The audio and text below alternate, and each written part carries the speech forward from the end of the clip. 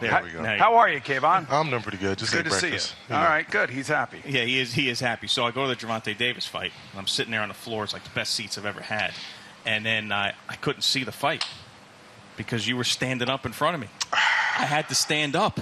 And it was you, Sauce, and Evan Neal, and I could not see around you guys because you're massive. What are the courtesy rules to seats and standing up and sitting down? Well, if you're in the front row, man, Kayvon, you got to be kind to the people behind you. It's like you want to, but then it's like we were at a bad angle. I had to stand up, and once I stood up, I had to tell the people behind me, like, yeah, I'm standing up.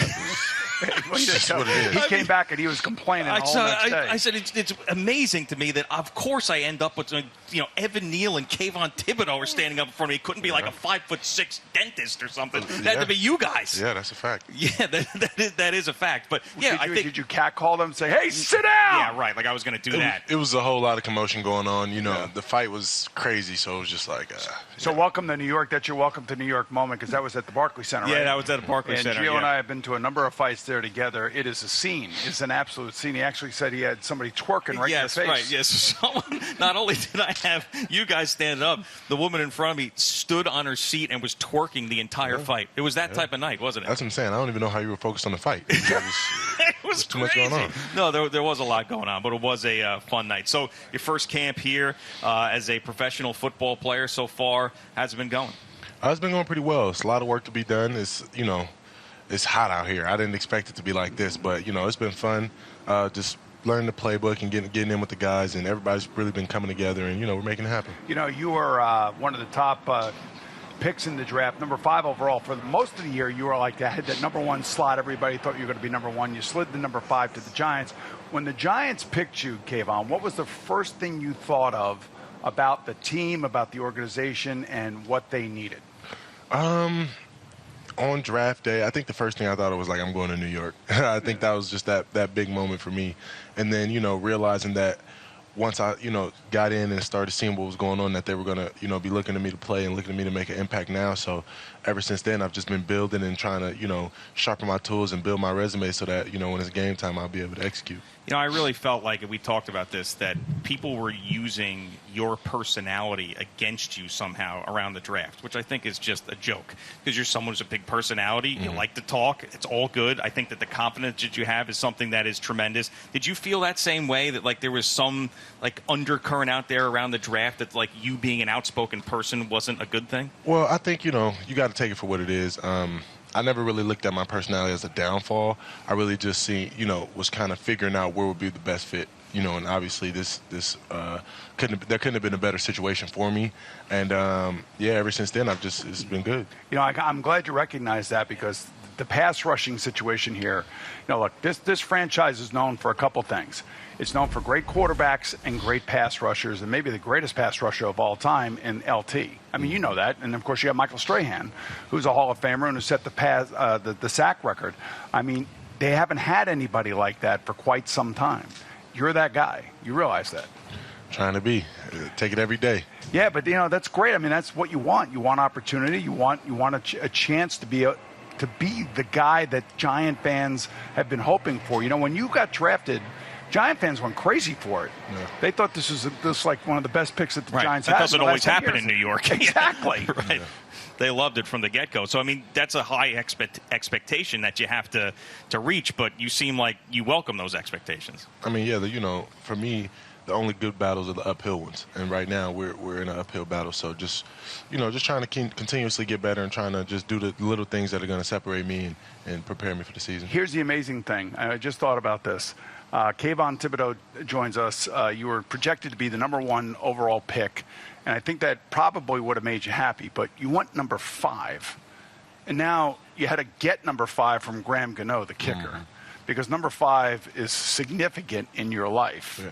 Did you think about that when you were picked 5th overall, and why is number 5 significant in your life? So it's actually crazy. I think it was 3 years ago, I got 5 tally marks. It was the beginning of college. I got 5 tally marks tattooed on me. And when I got picked 5th overall, it was I didn't even expect it. Even if it was New York, I thought it would be some trades done or something like that. But, to be picked 5th overall, it was I had to get the 5. I was going to trade it once I seen Graham had it.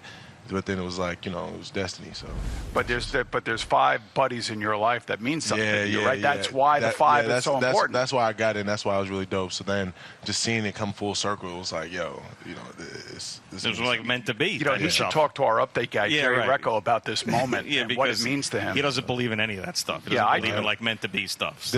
This one for a long time it was meant to be. I couldn't have told you it, but I knew. So where are you going to live? Obviously, you want the energy of the city. The team is out here. Like, where are you going to? Not specifically, but like where in the area? I'll probably live in Jersey. You will? Okay. I'll live close to the water, but in Jersey probably. I felt like you'd be like a Manhattan guy. That's what I thought from you. That's too much. Like, I've been around, and it was funny. My last couple of days in L.A., I was, joking with my friends. I'm like, yo, like, roll down the window and listen outside. You don't hear not one horn. In New York City, there are horns every second. It's just all it is. Yes, well, we know that very well. Personal experience, yes. I didn't think anything was too much for you, though. You seem like you drop you anywhere and you'll be able to figure it out. Drop me anywhere, I'll be able to figure it out. But, when you have the option to have peace and quiet, you take peace and quiet. Hey, we're talking to Kayvon Thibodeaux. What was Fan Fest, the experience at MetLife Stadium and the fans that came there? You could see that there's a real passionate Giant fan base. Yeah, it was really dope. A lot of people turned up. I didn't even, we had like spring games and stuff like that in college, but, now the NFL Stadium, I think that was really my welcome to the NFL moment when I sat there and looked around like, wow, we're here now. After all the time. And just to think a year ago I was in fall camp about to get ready for a college game, and now it's like you're in the big leagues. Yeah, you are in the big leagues. Now, did you know anything about your defense coordinator, Wink Martindale, and his history at Baltimore and any of that kind of stuff? No idea. Have you read about him since then? Yes. He's definitely legit. They had a lot of great things going on. I've always known about Baltimore, but I didn't know, who was behind it. So it was. He's one of them, and he's aggressive. Yeah, he's a mastermind. Now, you're a guy, of course, you come in, big personality, rookie, first-round draft choice. The veterans are probably going to want to make sure that you're not too big too soon type of thing. Do you feel that there's leaders on this team that like are trying to I don't know, make sure that you're not too big for your britches because you're a rookie type of thing? I feel like there are guys who, have been showing me the way and guys who have been, looking out for me. But as far as like putting a ceiling on my capabilities, no. I feel like everybody's kind of buying into the future and seeing, what we can get done together. That's got to make you feel great that people see that in you. I mean, I'm sure that the locker room was thrilled to choose you as well. We do have to give away some Yankee tickets right now. This is very awkward, Kayvon. We do this at 8:25 every single day. And the Yankees, they're winning. Well, not now. They're not winning. Right. The Mets actually a little bit better than them. I'm not sure if you realize that. It's a pair of field-level Yankee tickets a little bit later in the month. Be caller number 7 at 866-540-WFAN. That's 866-540-9326 for your chance to win Yankee tickets right here on the Fan. All right, sorry about that. So, another thing that you got crap for, which I thought was so stupid, was you talked about like building your brand and how you are a business essentially. Like you want to win, you want to play football, you want to win a championship, but also, look at professional athletes these days. If you end up reaching your potential, you're going to get the biggest money there is in the game for defensive players. That's a good thing to think like that, right? You want to succeed, you want to be great. You saying you're building your brand to me was something that was a good thing, not a bad thing. Did you feel like you got any heat for that? If you look at it, the actual players are the only people playing a game.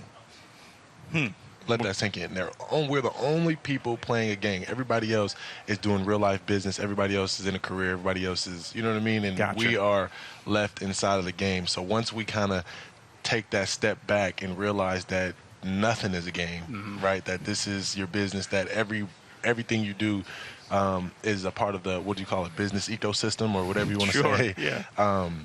Then you'll be able to make those big gains and you'll be able to do the things you want to do after. Yeah, and plus, players can get hurt and they can lose that business. And that's the thing you don't want to have happen. It was interesting. You guys got into a little scuffle early in camp, and big old Leonard Williams was starting to throw people around a little bit.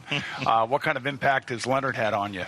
He's just a guy who, he's played the game for a long time, and he has a lot of knowledge, just ins and outs of the game that you would only pick up from playing it for so long. So just getting that from him, and then him helping me with my routine, and, just showing me what to be ready for and showing me how to go about things, throughout the years. Who are some of your favorite pass rushers that you watched in the NFL growing up? it's funny, and I always feel bad saying it, but I didn't really watch football. Really? Growing up. Yeah. I didn't start watching football until about, I think it was sophomore year of high school. So how did you want to play football? How did that happen? So I played when I was super young, when I was, I'd say, second grade, third grade. I was just introduced to it. But, I still just went to practice and came home and watched cartoons or, did whatever. Seriously. So, I didn't start watching football until later. So I think I really got into it. And he's not a pass rusher, but like Ray Lewis was the first guy I was watching. That's like 2012, 2013. And then after that, it was Von Miller and, DeMarcus Ware and, and now it was like, it's became a fetish just watching all these different pass rushers from Bud Dupree, T.J. Watt, Chandler Jones, just all these great moves. pass rushers, and maybe the best one out there is Myles Garrett from Cleveland.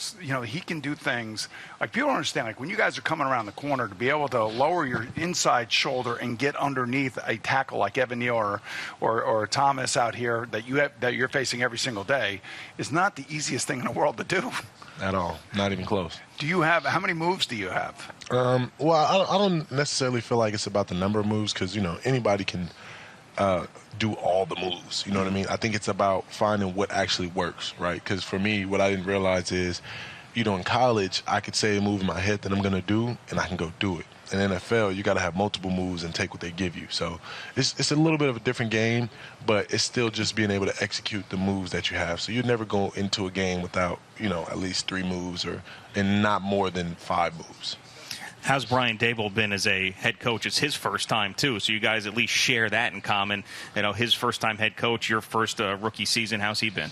He's definitely a great coach. He's definitely a player's coach. He's been doing, everything to continue to build the camaraderie within the team, and then also making sure that, everybody's safe and, in the best positions to, succeed. I know number 5 is big for you. We talked about that. You had to pay $50,000 to get that number from Graham Gano, but you made it a donation to Puppies Behind Bars, which I thought was pretty cool, and it's a great way to get that number.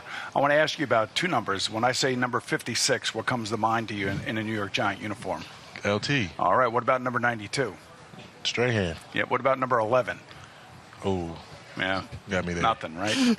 Yeah, I think so. That was sick. Did I miss something? That was sick. I'm sorry, number 11. No, that's all right. Number 11. Number 11, don't worry about it. We'll let them know who you are afterwards. He's probably watching right now. Yes. Phil Simms, the great Phil Simms. Phil Simms. Yeah, sorry, quarterback. Simms. Yes. He led them to 2 Super Bowls. Dang. That's all. That was before my time. It was. Right. He wasn't watching football. He was watching cartoons. He's just aged me. Right. Yeah, I just think I just aged him. Forget about aging you. I aged him. Right, of course. Sorry about that, Phil. All right. Well, it is great talking to you. Best of luck. We'll be watching. And I know camp is hot and you want it to be over. So go out there and make the most of it. Trust me, I'm living in it. It won't be over soon, so I got to enjoy it. All right. Very good. Good to see you, Kayvon. It's a great attitude. Yes. All right. Kayvon Thibodeaux of the New York Giants, edge rusher, one of their 2 first-round picks, expecting big things out of him in 2022. All right, Boomer and Gio on the Fan and CBS Sports Network. Great meeting you. Take care.